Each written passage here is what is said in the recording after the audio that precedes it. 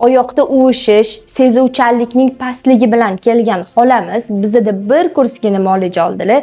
U yog'ini o'zlaridan eshitamiz. Instagramda reklamalarni ko'rib, men kichkina qizim bilan birga keldim. Bitta kurs lecheni oldim. Bugun oxirgi kuni. Va 1,5 yil, 2 yildan beri yaxshi yura olmasdim. Men bu 10 oyog'im ishlamay qolardi, chust qilmasdim. Bunga 10 yildan oshib qoluvdi, lekin oyog'im mana shunaqa bo'lishi ekan, lekin yurardim, lecheni qilyapman-ku deb grijamdan deb o'ylardim. Keyin o'sha 2 yildan beri oyog'im muzlashib boshladi. Oyog'imni chust qilmay qoldim, ushib qoldi. Hali qalin naskilar kiyib olishga yozlarda ham shunaqa naskilar, shunaqa tapchikalarda yurdim. Keyin bu yoqqa keldim. Mana bitta kurs lecheni oldim. Kurs lecheni olganimdan keyin Xudoga ming xatira shukr.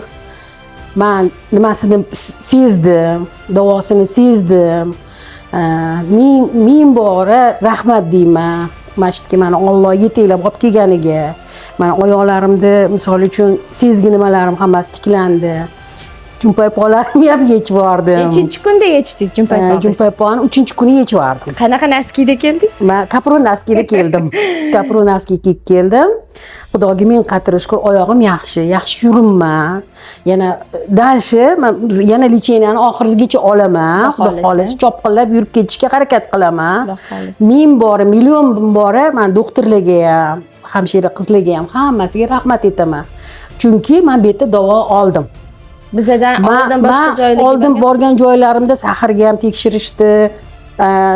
Yurak qon tomirlarim, oyoqlarimni qon tomiri, Doppler, MRT, grija, qilmagan shuzi qolmadi. Mana qizlarim olib bormagan joy, bolalarim olib bormagan joy qolmadi.